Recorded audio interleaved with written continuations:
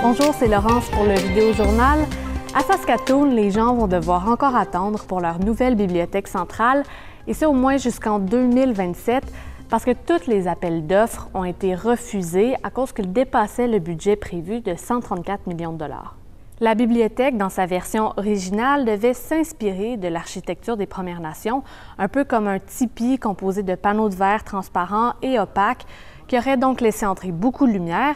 Mais là, un nouveau plan de construction moins coûteux va nécessiter de nouveaux appels d'offres, à voir donc ce qui sera conservé de l'idée originale. Si je dis forces armées, est-ce que vous pensez guerre, fusil, chars d'assaut? Eh bien, c'est justement cette idée que tentent de déconstruire les Forces armées canadiennes. Pendant l'été, la toute nouvelle équipe de recrutement spécialisée et des attractions s'est arrêtée dans de grands événements à travers le pays, dont à Queen City X à Regina.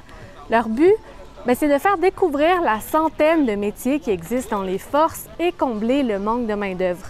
En juin, il manquait plus de 8000 militaires dans la force régulière. Saviez-vous que la production d'un seul baril de pétrole relâche plus de gaz à effet de serre en Saskatchewan qu'en Colombie-Britannique et qu'en Alberta?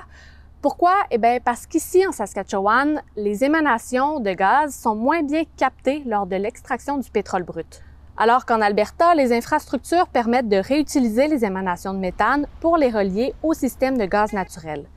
Aussi, la Saskatchewan se concentre plus sur l'extraction de pétrole lourd, alors qu'en Colombie-Britannique, les compagnies priorisent l'extraction de gaz naturel.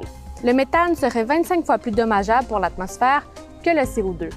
Pour en savoir plus, allez lire notre article sur le site Internet ou encore télécharger notre application mobile. Bonne journée!